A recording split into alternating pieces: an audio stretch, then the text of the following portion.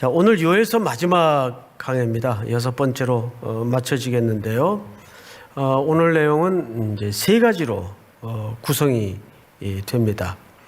그러니까 14절서부터 21절까지 내용은 사실상 요엘서의 결론이면서 3가지 주제로 구분이 되는데, 첫 번째는 다시 한번 원론으로 돌아가서 여호와의 심판의 날은 어떤 날인가, 이것을 설명하게 될 겁니다. 그리고 두 번째는 그것이 하나님을 대적하는 무리들에게는 심판의 날이 되지만 우리들에게는 최종적 승리의 날이 됩니다. 승리를 약속해요. 그리고 마지막 3번째는 그 승리의 날에 우리에게 부여되는, 우리에게 공급되는 하나님의 영원한 축복은 어떤 것일까, 이렇게 3단계에 걸쳐서 설명이 되어질 겁니다. 그러면 오늘 첫 절인 14절을 한번 보도록 하십시다. 14절. 사람이 많으며, 이 히브리 원문에는 이게 2번 기록되어 있습니다. 사람이 많으며. 그런데 히브리 사람들이 사람이 많다 할 때는 정말 물리적으로 사람이 많은 걸 얘기하지만 그것만을 얘기하는 건 아니에요. 히브리 사람들은 사람이 많다 할 때는 그 사람들이 토해내고 쏟아내는 시끄러운 소리들까지를 포함합니다. 지금 세상이 많이 시끄럽죠. 미국서부터 지금 시끄러워요.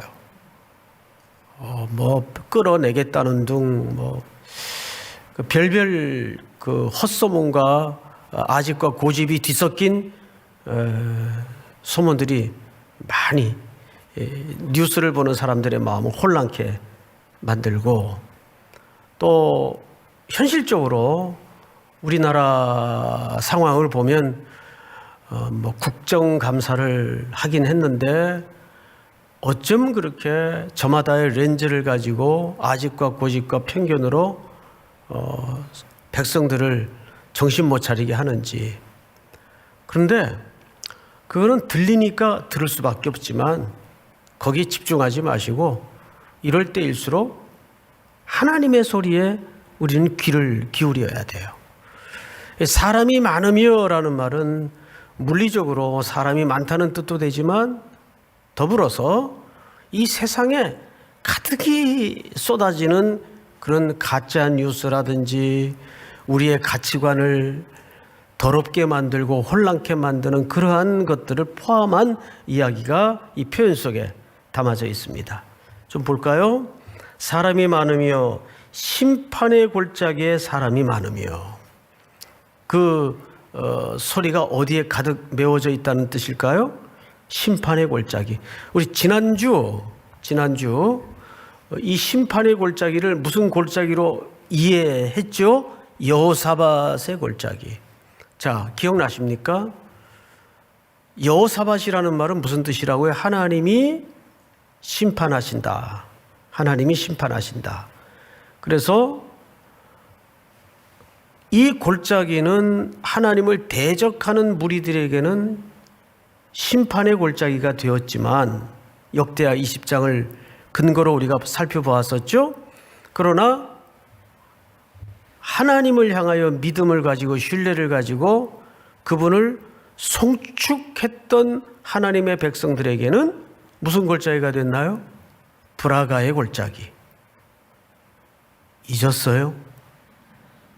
분명히 얘기했어요. 브라가의 골짜기가 됐어요. 브라가라는 말은 무슨 뜻이었죠? 하나님을 송축하다, 그분을 높이다, 이런 뜻이라고 말씀을 드렸어요. 그러면 그 하나님의 백성들에게 주어졌던 최종적 승리는 총칼로 이겼나요? 세력과 크기와 규모로 이겼나요?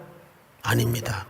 전적인 하나님의 전능하심과 자기들끼리의 좌충우돌을 통해서 그냥 그 전장에 나가서 병사들은 노획물들을 거두어 들인 수고밖에는 없어요.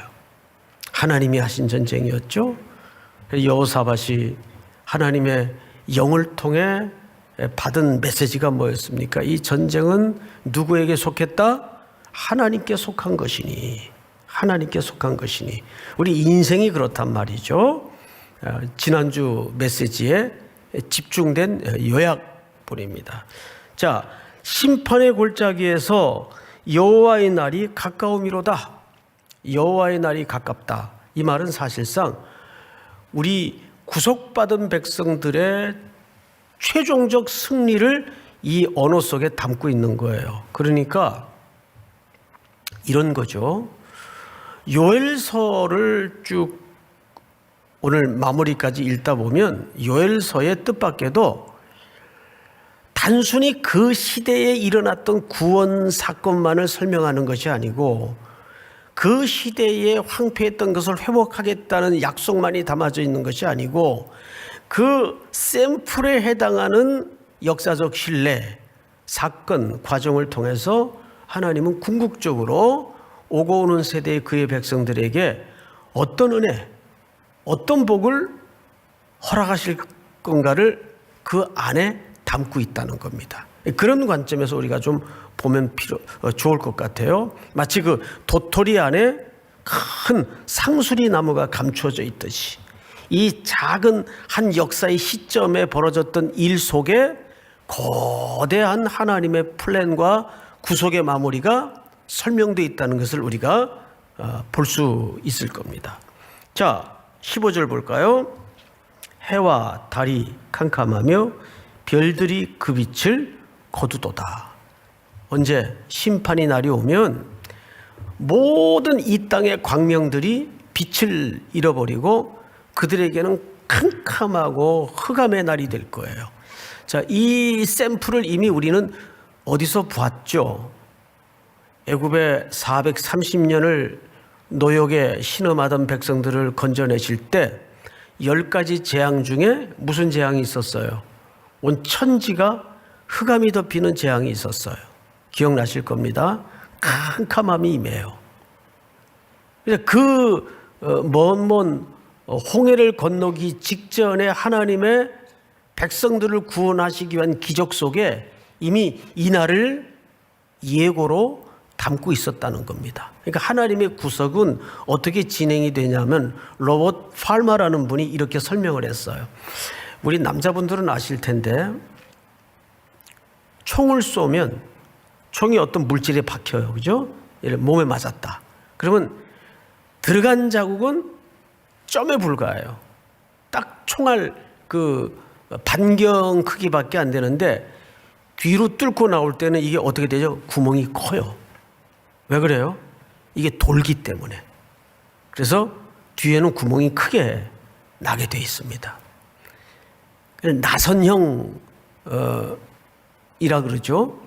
마치 하나님의 언약은 그렇게 진행이 돼요. 창세기 3장 15절에서 여인의 후손이 네 머리를 밟을 것이고 이 약속은 하나의 씨에 해당하는 원복음이에요. 원복음. 구속의 원복음. 이것이 시간이라는 과정을 통해서 나선형으로 점점 커지고 확대되고 계시록 21장 2장에 가보면 이것이 어마어마한 크기로 바뀌어요. 그래서 우리가 계시록 21장 22절을 한번 볼까요? 21장 22절 한번 보십시다. 성 안에서 내가 성전을 보지 못하였으니 이는 주 하나님 곧 전능하신 이와 및 어린 양이 그 성전이심이라. 이 설명은 좀 나중에 할게요. 23절을 보십시다. 다 같이 시작. 그 성은 해나 달의 비침이 쓸데없으니 이는 하나님의 영광이 비치고 어린 양이 그 등불이 되심이라. 잘 보세요. 오늘 요엘서에서는 심판의 대상이 되는 사람들에게는 흑암이 임해요. 그런데 하나님의 자녀들에게는 나중에 그 성은, 이 성이 어떤 성인지 아직 몰라요. 그 성은 하나의 빛이 되고 그 빛이 그러나 이 성이 틀림없는 것은 우리가 영원히 거할 산성이에요. 이 성은 해나 달의 비침이 쓸데없으니, 그러니까 이런 세상의 물질적 광명이 무의미해지는 더 밝고 영광스러운 빛 아래 우리가 머물 거라는 뜻입니다. 그러니까 운명이 이렇게 극적으로 바뀌는 거예요. 여호사밧 골짜기에 하나님을 대적하던, 하나님을 알지 못하던, 거부하던 무리들에게는 그 골짜기는 해도 달도 빛을 잃어버리는 캄캄한 심판의 골짜기가 돼요. 애굽 당시에 출애굽할 때 하나님의 심판의 내용처럼. 그러나 하나님을 영접하고 하나님 쪽에 선택함을 입은 백성들에게는 해도 달도 필요 없는 놀라운 광명이 됩니다. 자, 다시 오늘 본문으로 돌아가서 성경을 좀 보십시다. 16절, 여호와께서 시온에서 부르짖고, 여기 사실 좀 번역이 좀 어색한데, 여호와께서 시온에서 부르짖다라는 말은 큰 소리를 바라다 그 말이에요. 자, 아까 앞에 14절에서 하나님의 원수 세력이 골짜기에 모여서 무슨 소리를 냈죠? 사람이 많으며 사람이 많으며 큰 소리를 내요. 근데 이 소리에 많은 하나님의 백성들이 겁을 먹고 움츠러들고 쪼그라들고 낭망하고 좌절하고 공포에 휩싸이는 것이 이 하나님의 백성들의 연약함이에요.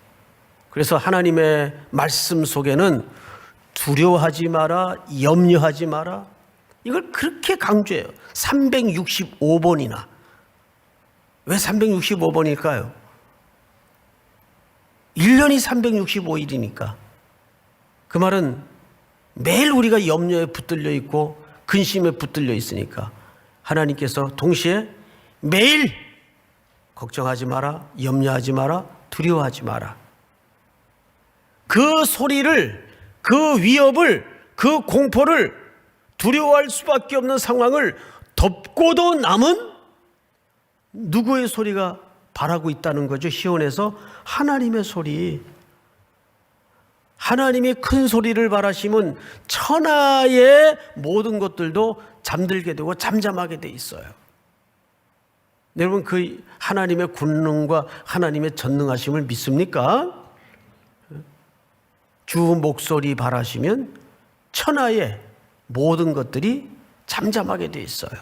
그래서 하나님이 시온에서 큰 소리를 내요. 이 부르짖다라는 말은 하나님께서 큰 소리를 내다 그 말인데, 이걸 어떻게 부르짖다라고 이렇게 됐네요. 자, 16절을 다시 보세요. 여호와께서 시온에서 부르짖고 예루살렘에서 목소리를 내시리니, 여기 시온과 예루살렘이 나와요. 이것은 하나님의 백성들이 영원히 거할 도성을 얘기하는데, 아까 요한계시록 21장 22절을 다시 한번 보십시다. 도대체 구약에서 그렇게 내내 설명되었던 시온과 예루살렘이 어떤 성을 얘기하는가? 그 성 안에서 내가 성전을 보지 못하였으니, 그 성 안에 들어갔는데 마지막에는 성전을 보지 못했어요. 성전 안에 들어갔는데 성전이 안 보여요. 왜? 이는 주 하나님 곧 전능하신 이와 및 어린 양이 그 성전이심이라. 할렐루야. 그러니까 여기서 시온이니 예루살렘이니 하는 모든 비유들은, 묘사들은 결국 궁극적으로 누가 성전 되심을 설명했던 거죠? 어린 양. 우리가 마지막에는 어린 양 안에 그분과 함께 머물게 된다는 거죠. 자, 이 얘기를 조금 더 구체적으로 성경 기자는 이렇게 설명합니다. 16절 하반절에 보시면 하늘과 땅이 진동하리로다. 그러나 여호와께서 그의 백성의 뭐가 되세요? 피난처 이스라엘 자손의 산성이 되시리로다. 여러분, 피난처와 산성의 차이가 좀 있죠. 피난처는 임시적 성격을 말합니다. 산성은 영원한 도성의 성격을, 영원성을 강조해요. 자, 우리는 이 땅에 살면서 사실은 영원한 도성을 향해 가는 순례자들인데 그때마다 우리는 누가 피난처 되어 주십니까? 예수 그리스도께서 우리의 피난처가 되어 주세요. 그래서 찬송가 70장에 보면 피난처 있으니 환난을 당한 자 이리 오라, 이리 오라. 그 피난처가 누구세요? 예수 그리스도가 우리의 피난처가 되어 주세요. 그런데 그 피난처 역할을 하시면서 우리를 어디로 이끄십니까? 영원한 도성, 새 예루살렘, 산성으로 우리를 흔들리지 않고 무너지지 않는 영원한 도성으로 우리를 이끄는 순례길에 지금도 동행하고 계심을 믿으시기 바랍니다. 그러니까 여러분 기도하실 때 이 코로나가 언제까지 갈 거냐, 없어질 거냐, 지난주에 제가 오부 예배 때인가요? 전부 다 우리 참 그 싱싱한 청년들이 마스크 쓰고 있는 게 너무 속이 상해서 이렇게 질문을 해봤어요. 여러분 옛날처럼 우리가 다 마스크 벗고 이렇게 옆에 따닥따닥 앉아서 그렇게 함께 찬양하고 함께 예배 드릴 날이 올 것 같습니까? 그랬더니 아니요 그래요. 오부 예배했던 걸로 기억이 되는데 아니요 그래요. 뭐 올 수도 있고 안 올 수도 있겠죠. 그러나 그게 중요한 게 아니고 지금 이 길에도 코로나를 겪고 사는 이 길에도 하나님이 동행하고 계시다는 걸 놓쳐서는 안 됩니다. 위드 코로나를 넘어서 위드 갓, 위드 지저스 믿습니까? 그리스도와 함께, 하나님과 함께. 근데 평생 우리 순례길이 그래요. 많은 청년들이 이런 얘기를 해요. 여길 택해야 복이 되겠습니까? 저길 택해야 복이 되겠습니까? 이게 늘 우리의 그 틀이에요, 틀. 그런데 그건 틀렸어요. 질문이. 어느 쪽이 되든 중요한 것은 하나님이 너와 함께 하면 눈으로 황폐한 땅도 옥토가 될 것이고 눈에 보기 좋은 땅도 최악의 환경이 될 것이다. 하나님이 함께 하느냐가 중요한 겁니다. 믿습니까? 그러니까 대충 만나서 그냥 결혼을 해요. 네? 여러분들이 복이 되면 되는 겁니다. 요셉 때문에 한 시대가 먹고 살았잖아요. 그 흉년과 기근이 가득했던 시대가 요셉 때문에 먹고 살았잖아요. 자꾸 뭐 얘기하면 우린 패밀리라고, 예? 우리는 가족이라고. 그러니까 이성으로 안 보이는 거예요. 여기 형제 자매들이 뭔 놈의 가족이에요.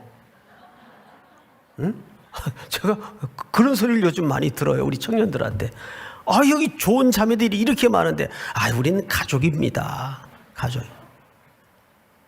화가 나가지고 내가 언제 한번 이거 설교 시간에 한번 얘기를 하겠다 그랬어요. 근데 마침 기억이 나는 거예요 지금. 마침. 가족 아니에요. 이성으로 보세요. 이성으로. 남자로 보고 여자로 보시란 말이에요. 예? 그리고 대충 맞으면 대충 이거를 여러분 오해하시면 안 돼요. 대강이라는 개념이 아니에요. 여러분들이 복이 되면 먹여 살릴 수도 있고 또 먹고 살게 돼 있어요. 누구를 만나야 이런 걱정하지 마세요. 믿습니까? 예? 이것도 아멘을 안 하면 어떡하자는 거예요? 이제 2달도 안 남았는데 나는 안팎에서 속이 타요 사실은. 이 해가 넘어가는 끝무렵쯤 시기를 맞이할 때마다 자 그런데 더 중요한 얘기를 할 거예요. 더 중요한 얘기. 16절을 다시 보세요. 피난처가 되시고 이스라엘 자손의 산성이 되시리로다라는 말은 이 땅의 거처는 우리가 피난처잖아요. 그리고 우리 산성을 향해서 걷는 순례자인 우리들에게 주님이 어떻게 하시겠다는 약속이죠. 동행하시고 끝까지 완성하여 거기 드리겠다는 약속입니다. 이 약속이 여러분들이 그 약속에 붙들려 있는 것임을 확신하시고 믿으시기 바랍니다. 그러니까 여러분들이 하나님의 복이라는 사실을 절대 잊지 마세요. 믿습니까? 자, 17절 한번 같이 읽읍시다. 시작. 그런즉 너희가 나는 내 성산 시온에 사는 너희 하나님 여호와인 줄 알 것이라. 예루살렘이 거룩하리니 다시는 이방 사람이 그 가운데로 통행하지 못하리로다. 자, 그곳에는 하나님의 백성이 아닌 택함받지 못한 백성은 절대 통행할 수가 없는 영원한 도성입니다. 이걸 요한계시록 21장에서 1절부터 한번 보죠. 또 내가 새 하늘과 새 땅을 보니 처음 하늘과 처음 땅이 없어졌고 바다도 다시 있지 않더라. 시작. 또 내가 보매 거룩한 성 새 예루살렘이 하나님께로부터 하늘에서 내려오니 그 준비한 것이 신부가 남편을 위하여 단장한 것 같더라. 3절 내가 들으니 보좌에서 큰 음성이 나서, 여기서 큰 음성이 들리죠. 보라, 하나님의 장막이 사람들과 함께 있음에 하나님이 그들과 함께 계시리니 그들은 하나님의 백성이 되고 하나님은 친히 그들과 함께 계셔서. 이 말이 무슨 얘기냐면 3절을 다시 돌려주세요. 하나님의 장막이 사람들과 함께 있어요. 이건 누구의 성육신을 얘기하는 겁니까? 어린 양이 이 땅에 장막을 입고 오신 거예요. 그래서 누구와 함께 지금 머물고 계시죠? 우리와 함께, 우리와 똑같은 육신을 입으시고 하나님이 그들과 함께 계시리니, 독생자 예수 그리스도께서 이 땅에 육신으로 오신 것은 장막을 입고 오신 거예요. 그들과 함께 계시리니 그들은 하나님의 백성이 되고 하나님은 친히 그들과 함께 계셔서. 다음 4절 다 같이 시작. 모든 눈물을 그 눈에서 닦아주시니 다시는 사망이 없고 애통하는 것이나 고가는 것이나 아픈 것이 다시 있지 아니하리니 처음 것들이 다 지나갔음이로라. 이 4절을 잘 보세요. 4절을 그대로 두시고 제가 오늘 본문 중에 18절을 좀 읽겠습니다. 그날에 산들이 단포도주를 떨어뜨릴 것이며 작은 산들이 젖을 흘릴 것이며 유다 모든 시내가 물을 흘릴 것이며 여호와의 성전에서 샘이 흘러나와서 시딤 골짜기에 되리라. 여러분, 시딤 골짜기는 아카시아 나무로 빼곡한 골짜기입니다. 이 시딤은 아카시아 나무예요. 광야 어디서나 만나기 쉬운 잡목들입니다. 볼품없는 나무들이죠. 지난주 금요일 날 번제단을 설명할 때 그 번제단 나무를 무슨 나무로 만들도록 명하셨습니까? 시딤 나무예요. 아카시아 나무를 얘기하는 겁니다. 그 위에 뭘 씌우죠? 놋으로 씌워요. 놋은 심판을 얘기합니다. 예수 그리스도께서 이 땅에 오셔서 어떤 모습으로? 아카시아 나무와 같은 우리의 모습으로 심판을 받으셨어요.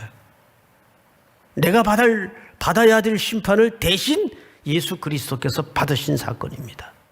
자, 그런데 4절을 보시면 모든 눈물을 그 눈에서 닦아주시니 다시는 사망이 없고 애통하는 것이나 곡하는 것이나 아픈 것이 다시 있지 아니하리니 처음 것들이 다 지나갔음이로라. 여러분, 시편 84편을 보시면 거기 눈물 골짜기가 나와요. 시편 84편. 주께 힘을 얻고 그 마음에 시온에 데려가 있는 자는 복이 있나이다. 6절 다 같이 시작. 그들이 눈물 골짜기로 지나갈 때에 그곳에 많은 샘이 있을 것이며 이른 비가 복을 채워주나이다. 아멘. 자, 이 말씀을 이해해야 우리 성도들이 이 땅의 순례길을 걸으면서 겪었던 그 눈물 골짜기의 의미가 무엇인지를 정확하게 이해할 수가 있습니다. 그런데 5절을 보니까 주께 힘을 얻고 그 마음에 시온의 대로. 자, 시온의 대로가 어디에 있는 자? 어디에 있는 자죠? 마음에 있는 자. 그러면 우선 대로는 누가 왕래하는 길입니까? 우리의 왕이 왕래하는 길이에요. 근데 그 대로가 어디에 있다고요? 우리 마음에 있대요. 그럼 그게 무슨 뜻이 돼요? 5절은 이런 의미가 됩니다. 어떤 경우나 어떤 상황 앞에서도 주께로 나아가는 겸손하고 가난한 성도의 태도를 얘기합니다. 다시요. 어떤 경우나 어떤 상황 앞에서도 왕이신 그리스도께로 나아가는 성도들의 가난하고 겸손한 태도를 얘기하는 거예요. 겸비한 태도. 그 자에게 복이 있대요.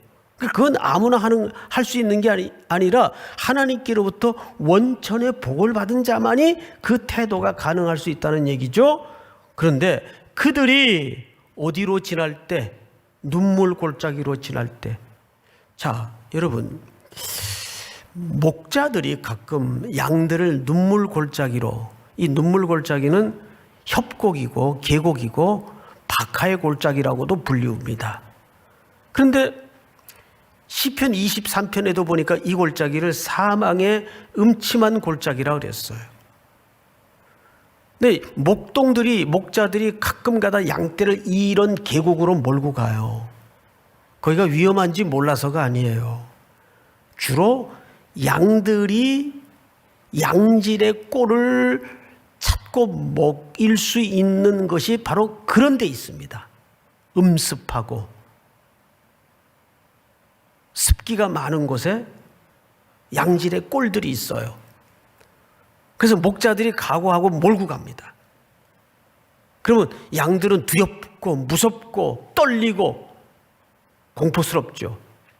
근데 이때 뜻밖의 꼴보다 더 중요하고 더 놀라운 유익을 경험하게 돼요. 뭔지 아세요? 두 가지 유익이 있는데 첫째, 그 골짜기를 통과하는 기간대만큼 양과 목자가 밀착되어 있는 기간은 없어요. 그 기간만은 양들이 목자와 철저하게 밀착됩니다. 겁이 많으니까, 두려우니까. 동시에 또 하나의 유익은 뭐냐면 그때 양들은 그동안 몸 안에 축적되었던 영양분들이 근육으로 바뀌어요. 그 협곡과 계곡을 지나면서 근육으로 바뀌어요. 두 가지 유익이 발생하는 겁니다. 우리도 돌아보면 야, 그때 어떻게 지나왔나, 어떻게 겪어냈나. 근데 그때 가장 내가 하나님 앞에 한 호흡이라도 더 나와서 부르짖고 간구했던 시간들이었잖아요. 그 공고함 때문에, 그 사망의 음침한 골짜기와 같은 시간을 지날 때, 그 일 때문에 돌아보면 그때 내가 얼마나 하나님께 밀착돼 있었는가. 주밖엔 답이 없다는 것을 우리가 고백했잖아요. 그 기간을 얘기합니다. 그런데 보세요. 그들이 눈물 골짜기로 지나갈 때 그곳에 많은 샘이 있을 것이며 이른 비가 복을 채워 주나이다. 이 무슨 얘기예요?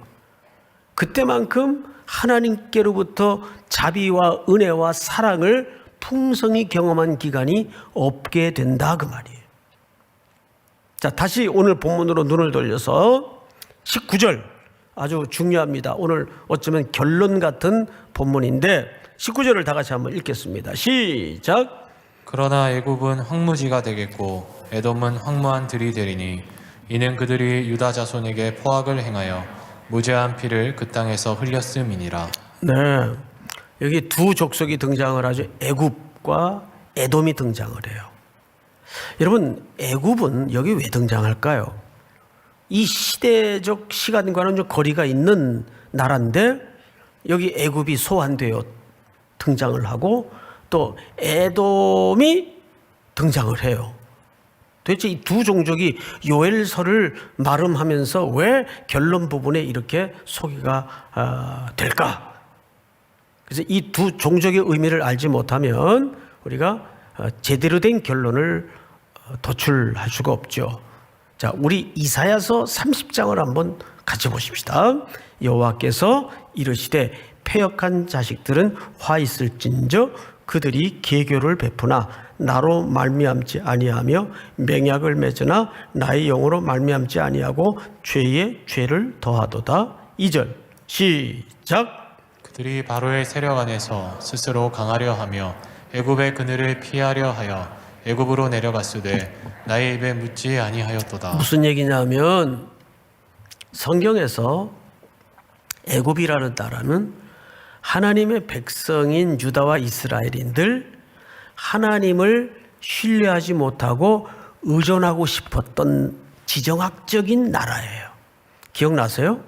솔로몬이 다윗을 이어서 왕이 됐을 때 제일 먼저 한 일이 뭐죠? 애굽의 바로의 공주를 정식 아내로 데려다 놓은 일입니다. 그게 솔로몬 통치의 첫 번째 일이에요. 자, 그러면 그 당시에 나라와 나라 간의 결혼은 사랑과 애정이 기초한 결혼입니까? 정략적인 결혼입니까? 그건 정치적인 결혼이에요. 그리고 솔로몬의 의도 속에는 이미 뭐가 감춰져 있는 거죠? 솔로몬의 의도 속에는 나라의 안보와 안위를 적어도 하나님께 신뢰하지 않고 애굽을 의지하겠다는 복선을 깐 거예요. 그러면 이방 여인이 어쨌든 다른 나라로 시집을 올 때는 뭐만 옵니까? 무엇도 같이 오죠? 그 나라가 섬기던 신을 같이 데리고 와요. 그래서 그때부터 본격적으로 이스라엘은 혼합 종교가 됩니다. 나중에 열왕기상 저 후반부에 가면 나라 꼴이 어떻게 돼요? 하나님의 성전 안에 낭실과 제단 사이에서 우상 숭배가 준비되고 우상 숭배가 차려져요. 나라 꼴이 그렇게 되는 겁니다. 그래서 애굽은 우리 성도들에게 오늘도 매우 중요하게 던지는 메시지가 있어요.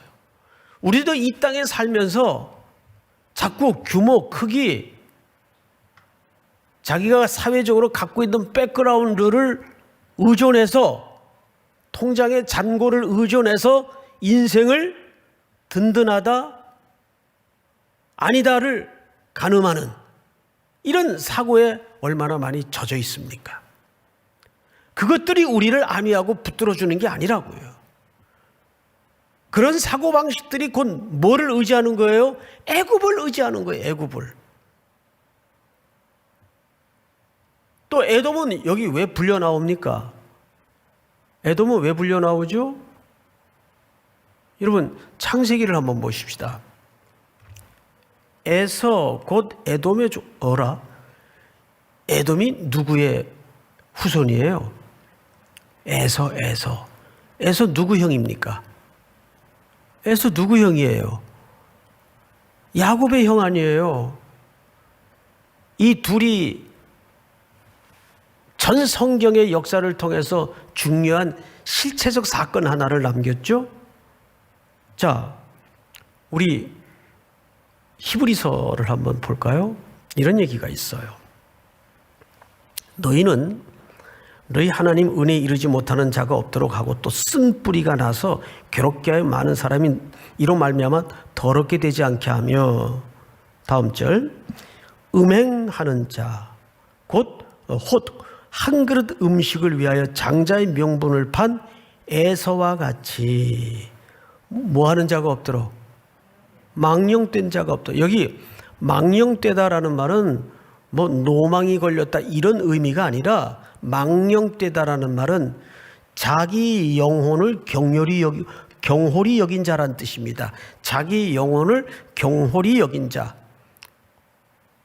에서는 그래서 이 이후에 끊임없이 우리 하나님의 백성들 이 한켠에 남아있는 육체적 모습으로 등장을 해요.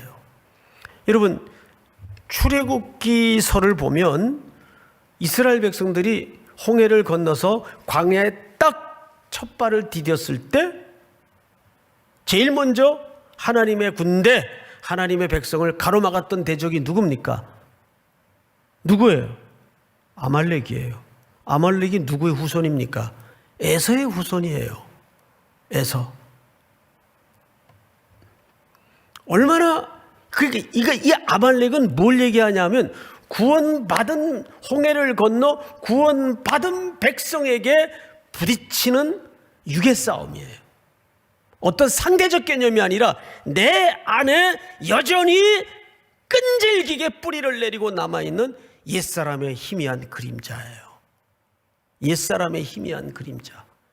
그래서 이 에돔과 애굽이 여기에 등장을 하는 겁니다. 그래서 사울 왕이 처음 이스라엘의 초대 왕이 되었을 때 하나님께서 첫 번째 명령이 뭡니까? 너는 가서 아말렉을 진멸하라. 근데 어떻게 진멸하도록 되어 있습니까? 남녀소와 젖먹이까지. 이건 윤리적 잣대로 들이댈 문제가 아니고 철저히 그 뿌리를 뽑아라 그 말이에요. 나중에 아말렉이 무슨 짓을 해요? 이스라엘 백성들이 행군을 하는데 뒤에 처져 있는, 지쳐 있는 자들을 계속 공격을 하죠. 신명기서에 보면 그게 아말렉의 실체입니다. 아말렉은 우리가 천성문에 이를 때까지 여러분 그 전쟁은 한 번에 끝나질 않아요. 그래서 그 아말렉과의 전투에서 여호수아가 이스라엘 백성들과 더불어 완전히 진멸하고 승리를 했지만 출애굽기 17장 16절은 어떻게 끝이 납니까? 여호와께서 대대로 싸우리라 하셨다 하라. 그 전쟁을 하나님이 안 끝내요. 그걸 거역한 게 사울이에요. 육체의 싸움을 멈춘 거예요. 순종하지 않은 거예요. 우리도 여전히 이 싸움이 이번 한 주도 진행될 것이고 영원한 산성에 이를 때까지 이 싸움은 진행될 거예요. 그래, 그때마다 누구를 피난처로 삼아야 됩니까? 우리의 영원한 도성인 어린 양 예수 그리스도. 그 그리스도가 또 한 주도 남은 순례길에도 여러분들의 피난처가 되어주시는 줄을 믿으시기 바랍니다. 우리 다 일어나십시다.